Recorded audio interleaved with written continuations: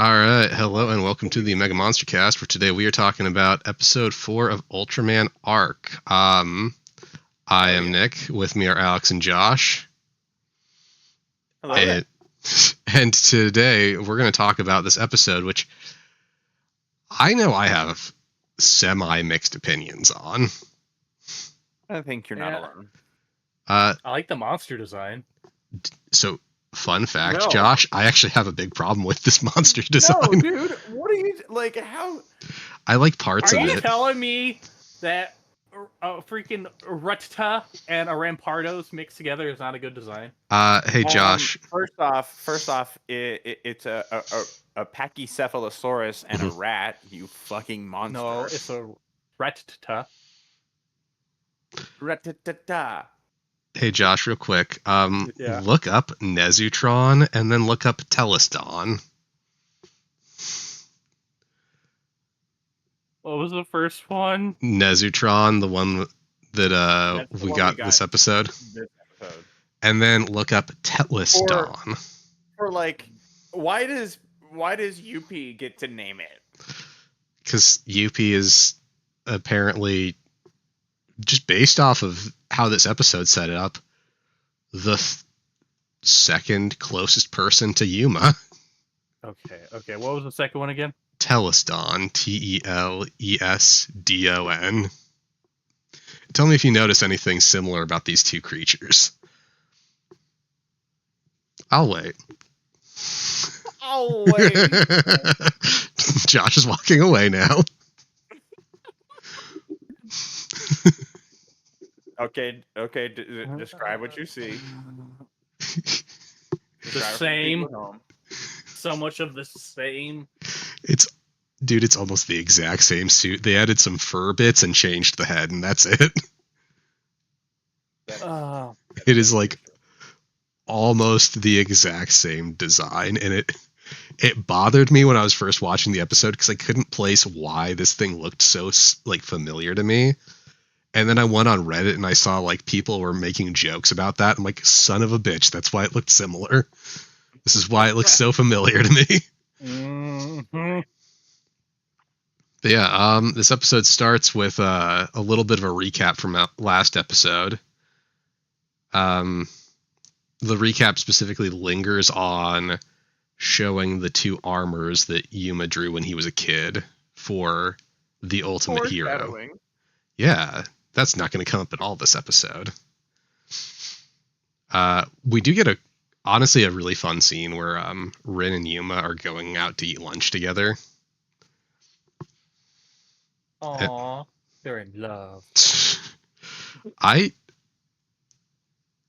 don't know the difference on age between like the actors, but I get like a strong opinion that she's like 6 years older than him.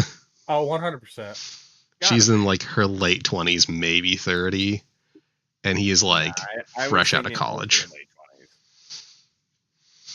Like I think the actress is mid to late 20s, but like one day we find out. Yep.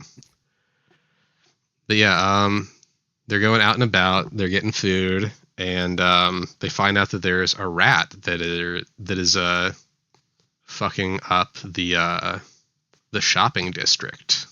I really hate this. I hate so much of this. And this really isn't in their purview, but like the people are like, no, but like it's a really big rat. It's probably a kaiju. It's like this big. So fucking big. Turns out it is a kaiju, but like it wasn't before. No, 100% when she saw it was a normal rat.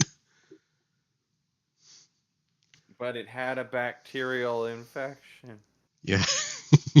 Yes, it had a bacterial infection that apparently lets it eat electricity and turn into a giant monster with a dinosaur forehead. This is like the first one where I'm like, I don't really know if I buy the premise of this episode. I hate this. They're like, it made waves in the science community that we can subsist off of electricity alone. Oh, have you tried staring at the sun and trying to photosynthesize? Because that has a lot more scientific backing than fucking existing off of electricity does. And breatharians and solitarians are stupid. Fun Are fact. you kidding me? Fun fact, Alex, that is a thing in Ultraman. Are you shitting me? There are multiple characters that photosynthesize, yes. What? Yeah. What? Come on. That's been a thing since I know for Are sure. they plants? Are they plant characters? No, I'm No. I'm pretty sure Ultra 7, the second Ultraman, no, the third Ultraman. They're mammal characters? I mean, he's a silver-skinned giant from the stars. You can decide whether or not you classify him as a mammal. Well, he doesn't have hair. I guess he can't be a mammal. He does have a sick-ass blade attached to the top of his head, though. Is it a follicle? No, he can This is detach. important. This He is can. important. Don't answer this like it's a joke. No, this is not a follicle. He detaches it and throws it because it's a blade that's kind of works like a boomerang. True. He could be a reptile. Is he warm or cold-blooded? He's silver-skinned giant. That's neither things. You answered, is the sky blue, orange? Okay, do you want me to get like super in depth in this? Do you want me to explain how the There's plasma a spark 3-year works? age gap. If you have to explain how the plasma spark works, All that's my right. question. Fucking Welcome to the explain. Mega Monster Cast, where I'm going to quickly discuss what the plasma spark is and how a group of humanoid aliens became giants with silver skin who can subsist off of the energy of what is essentially a small star on their planet. Okay. Yeah. I'm in. It mutated their entire species into being ultras. That's what the Land of Light is.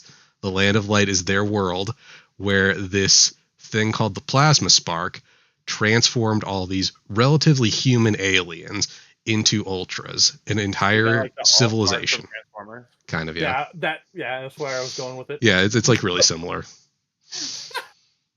If we want to get into it too, Ultra 7 also has a bunch of fucking capsules that have monsters inside of them that he can summon.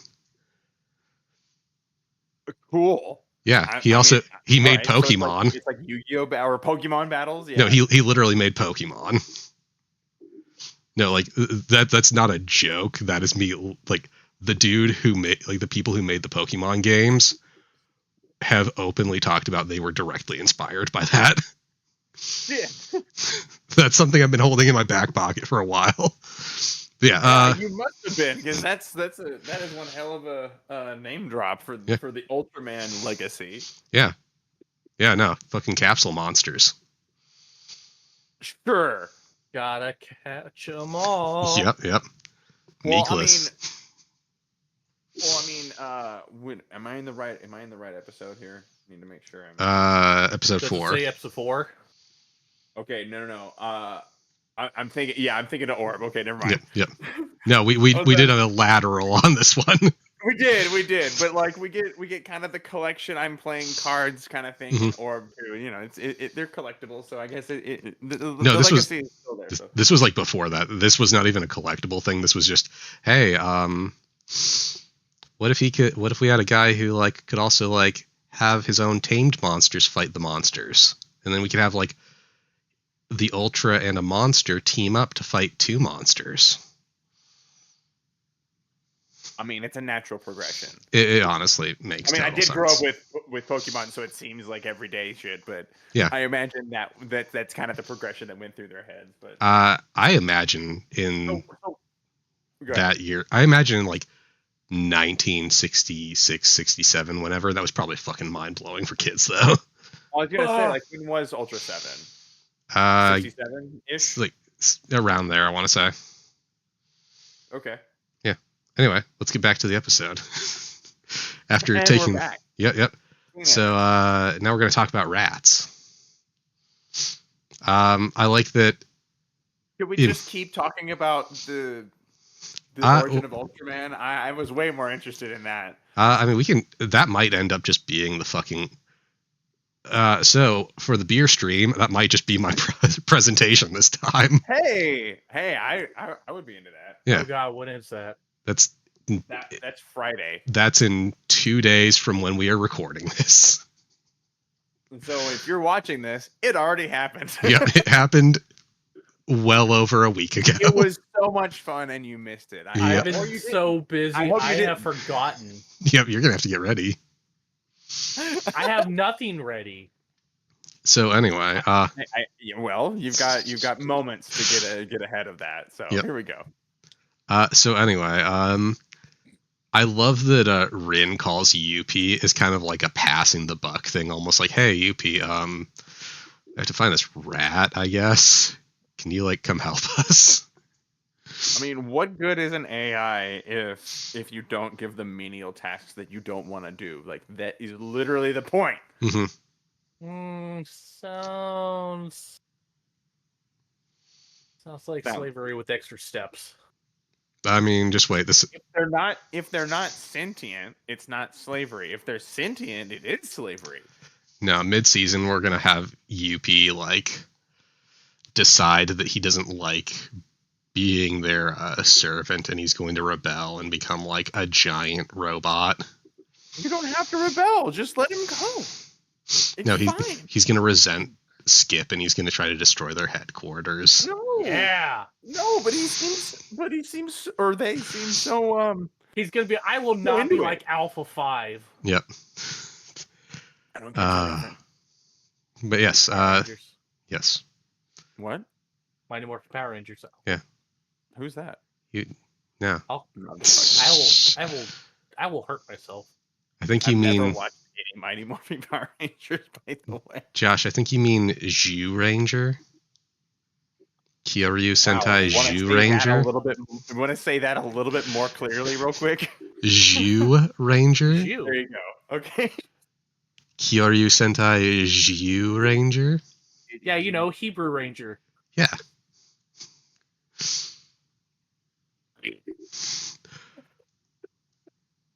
There are episodes where I wonder how close to like actually having to cut shit out I'm gonna have to get. Pretty close. No, close, man. You might want to consider it. I don't know. Oh no, that one's for Patreon only. So anyway. There's a clap for you, just for posterity. So anyway. And we're back. Hi. Yeah. Nothing happened in the interim there. Yeah. No. So anyway, I also love that. Just keep saying it over and over. We're gonna have to record on separate tracks so we can just mute him. Yeah. Yep. On So. the soundboard, I can't mute myself. So Bon is talking about how people are getting too worked up, and Shu's like, "Hey, you just gotta have a little trust." I like that. That's like becoming a big part of Shu's character. Is like he's the guy who's like, at first I didn't believe in the whole trusting people, but like it worked out the last few times, so let's just keep trusting the people that are calling us. Yeah, shouldn't have worked. Shouldn't have worked this time, but it did. I would have loved it if this episode was just, we know there's a fucking big rat. Yeah. Like an anti-episode filler. Yep. It's a rat that's like a little bit closer to like a possum size, and they're like, oh, okay. Like that was kind of crazy, but the local government. Yep. It's like their version of the insurance salesman episode from Blazar, but like way too early to be justified. But yeah, so now we have Yuma, Rin, and Yuppie. They've noticed, they're like looking at all the damages that this rat has caused. It's like chewed through all these cables, and it's somehow also chewed through the metal. Yep. For food. Yeah, because it has bacteria that lets it digest electricity, and apparently eat through metal. It's a Pikachu. Yeah, I mean, it is an electric rat. It is just a Pikachu, yes. Oh my god, I hate how correct that is. Yep. And we get to watch it evolve. We do. We get to see it become a... Oh, just come on. After its first battle, it gets enough XP to evolve.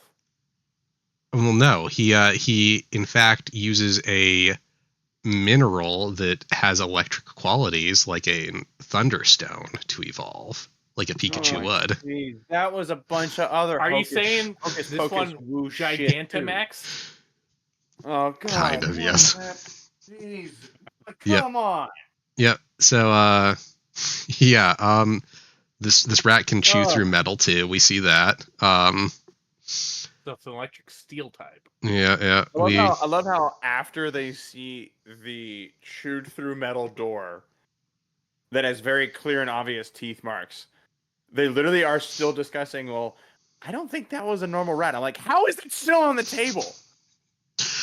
Because it could still just be a really, strong-jawed rat. No, it's just the old lady. She's just like she just really wants them to get rid of the rats, so she She's took got a grinder that she's holding behind her back. She's the one biting it. No. Yep.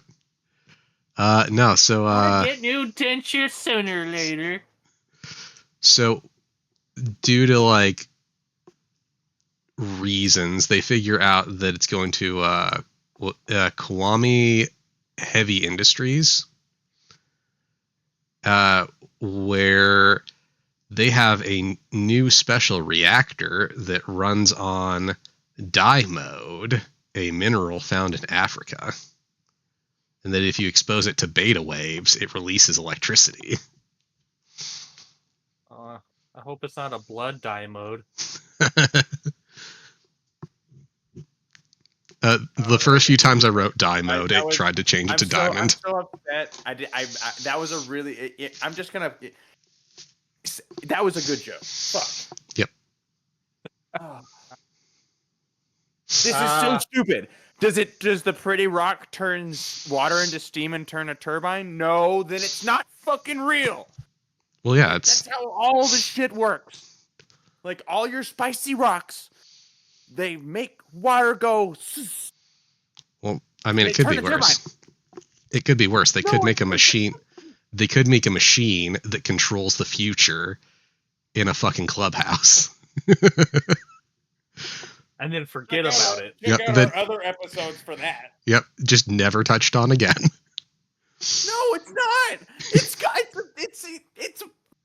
It's a red herring. It's not even a red herring. It's not even a red herring. It's just background information. It's just a herring. It doesn't even rise to the level of a red herring. No. You're right. It's just crap. It's just technobabble to fill space. It was the largest prop. Yeah. The prop team spent that for the budget on that episode for that prop, for that thing that was never seen again. Come on.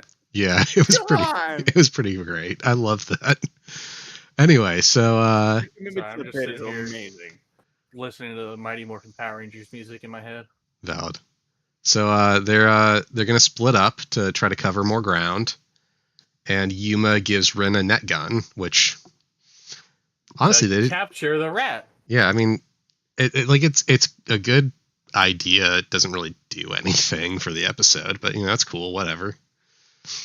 So then, but by reversing the polarity, he's able to get out of the tiny net. Yes. So I'll say this. I'm going to give the episode credit. No. I'm giving the episode credit for this. By a tiny net.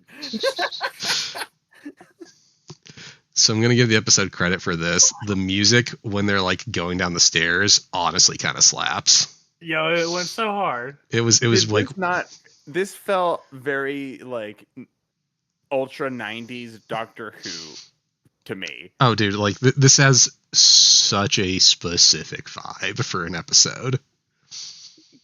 This is some this is super Showa, ultra stuff where we accidentally exposed this plant to delta waves and now it's turned into a giant plant woman. Who's half Godzilla? Yes. And will eventually become a Godzilla with crystals. One might say a space Godzilla. About that. Yep. Anyway, too many fucking references. It's so we're just circling now. So anyway. Yeah. So freaking Nezutron used tackle and it was ineffective. Yeah. How did you like the initial Nezutron design? Because it actually looks different than the big one. It doesn't have when it's in humanoid form. Yeah, like it doesn't have the forehead thing going on. It's just a Right. big humanoid rat. I like this evolved form better. I was fine with it. I think I'm most disappointed in this episode because it doesn't feel very creative. Yeah, that's fair. And Especially I after, think I'm also I was turned off by the technobabble because don't use real science for your technobabble, please. Like I think that's the thing that shows that are like this that very clearly don't take themselves seriously, and I appreciate that. They use real shit when they don't have to. Like you don't have to use beta waves. Beta waves are a real thing. They don't have to use shiny, spicy rocks that emit electricity because that actually, you know, I take that back. That they could use because that's just a real silly concept. But it's so close to the idea of nuclear energy that most people are going to assume that's how nuclear energy works. Mhm. Like, don't say science words. Say silly space words. No, we It's just a need. silly Ultraman show. What are you I talking about? like They that. did. It's called Nezutron. Yeah, That's good. I like it. I Nezutron appreciate that. evolves. Yep. The one thing I don't like about the Nezutron thing is that they find an archived like diagram and dissection of a Nezutron. hmm And I'm like, if you knew that these rats that could live off electricity existed, what in the fuck surprised you about this? Oh no, it wasn't the rat itself. It was the bacteria it carries. Yes. No, The bacteria is rat basically form mutated into these is the plague. bipedal forms by the bacteria, and that was documented. So they knew about the bacteria and they knew about the energy cycle in this creature. How is this surprising to anybody? You established that I don't know. Because what it's this is, and silly you space established that it's talk. completely known. Well, Silly, So- silly space talk. honestly, out of all of them, Yuma should have been the one who knew about this because Yuma's their Right. biologist. Yeah. Okay. There you Oh go. god, he is zany. Yeah, he's the biologist. He should have actually probably known something about this. No, It's I'm kind of a- Ultraman now. All I know is punch. Yep. I mean that Ultra happens. punch. That happens sometimes, unfortunately. But yeah, so now we have Nezutron charges headfirst into the generator, and Power. Up. yes, now it's No, he got used headbutt. yep. Now it's become a giant monster, and now it's gonna Or wreck you some might shit. say a kaiju. Yes. No, technically, he was a kaiju when he was small too. Technically, he was a kaiju when he was still a rat, because he was still strange. Yeah, he's just a strange creature. So, are you saying that until we documented it, a platypus was a kaiju? Yes, the Yeah. platypus is still kind of a kaiju. I'm going to be honest. Yeah, especially the one that wears we're not the hat. willing to put that one aside yet. It just sweats milk. That is the official position. Why, of why the does Mega it lay Monster Podcast. eggs? Platypus is our number one contender for kaiju. Why as is of it right now. venomous? It Why it's, does it sweat milk? It sweats milk. That's what bothers me the most for some reason. Is it just sweats milk? That's not. Why okay. does it What wear is- a okay, funny wait, little wait. hat? How is it milk? It just if it's is. not out of a mammary gland, it's It, not it milk. it only sweats the milk from its belly though. So you're saying if I take one and I wrench it out like this, I could drink a glass? I think it would kill you first, but yeah, It's fine. I'm they willing are to highly risk it. poisonous. They're a venomous. poisonous. No, venomous. Excuse me. That's correct. Thank you. They're a highly venomous egg-laying build mammal. Yeah, but What? if we chop off the little venom, little sticky thing, I'll be alright. No, I mean, you not be alright.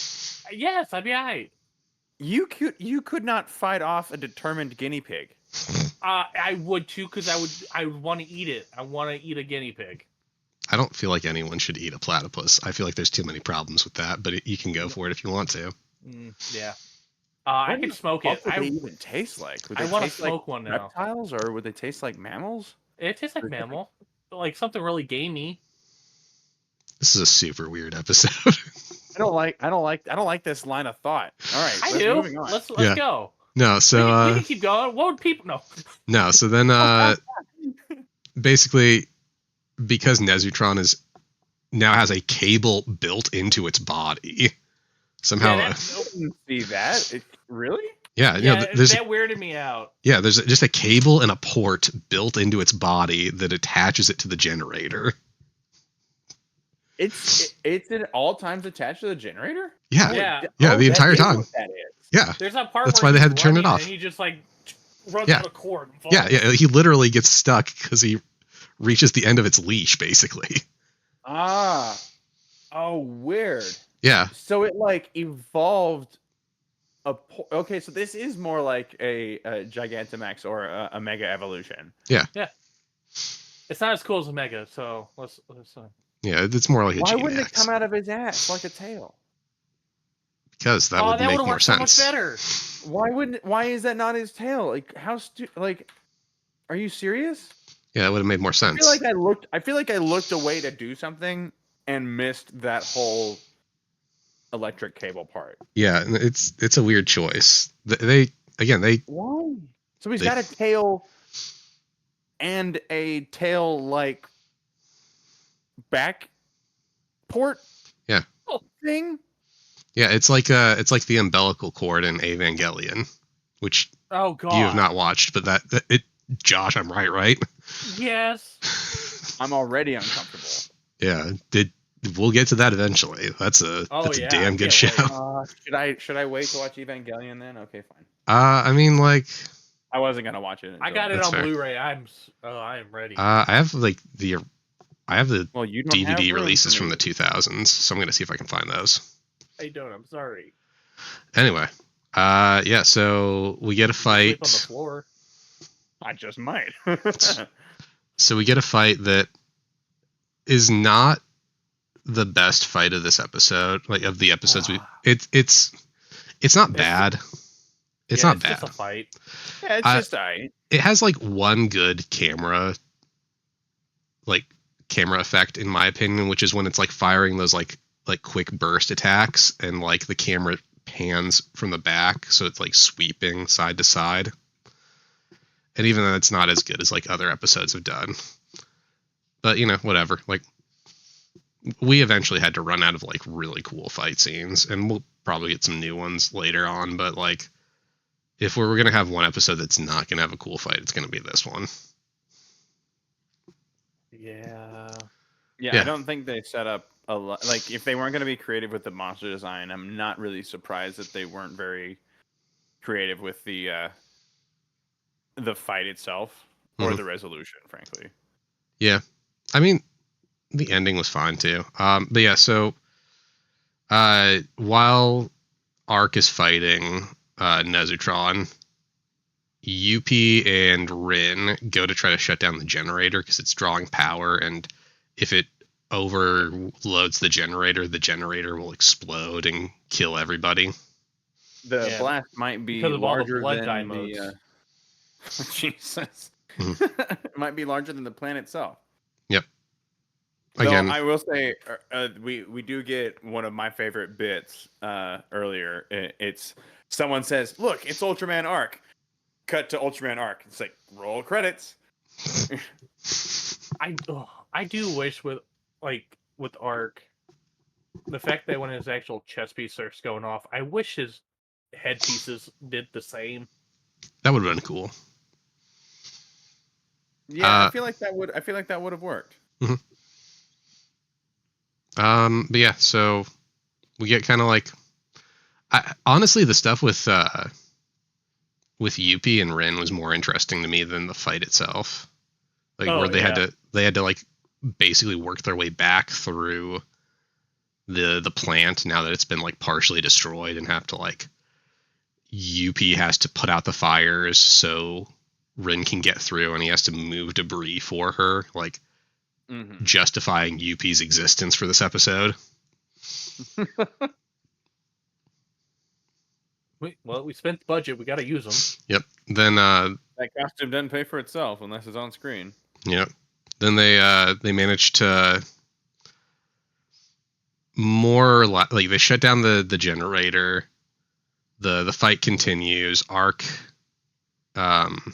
his color timer goes off. Not like I guess it was still powering up from the cable, because once the cable is severed, he's fine. Yep. I do You like get the traditional Arc shield. Oh, that's actually the other. That's actually a good shot. Yeah, like the one where he like makes the force field, like the rectangular shield, and then he launches himself backwards, making copies of the shield every like few meters. Right. I'll give him that for the shot. Like that was creative. Then we get his color timer goes off. He remembers his imagination. Yep. Unleash your imagination. Then he remembers. Imagine armor. Yep. He remembers the drawing from his notebook, and then he does that thing that he always does, where he's like, yeah, where he looks like he's just really confused, like, her. Yep. And then he like twists a little bit, like, oh, okay, yeah, now. Then he makes out a little. Then, yep. All right. Generates a little cube and turns into armor. The fucking Levic configuration again comes into play. Yep. Then we get the armor, which looks better than I thought it did. It's still not great, but it looks better. I think it looks better at like if you're looking up towards it. Mm-hmm. When they're doing a straight on shot or above it, it looks horrible. I think like from behind it looks okay too. Like from like certain angles, like if you're seeing it for like over the shoulder, I think it looks okay too. Honestly, if they got rid of the chest piece, I think it might look a lot better. See, I don't think it would work without a chest. I think it needs a chest piece, but I think like maybe a larger chest piece with like shoulders that are a little more integrated into it, where it feels a little more. Maybe the discontinuity is the thing. Yeah, like it's just not quite cohesive enough. I mean, they're doing maybe a chest piece that's not so bulky as well. See, bulky I'm fine with. I doing my burn might dirty over here. It's got the fire powers. Yeah. Dude, the fire powers are in so many fucking of these shows. That was like one of our favorite parts of Blazar was when he got his fire armor. Oh, that looked so good and worked so good. That was a really good example of fire armor. This one's on the weaker side, but like you need Firebird.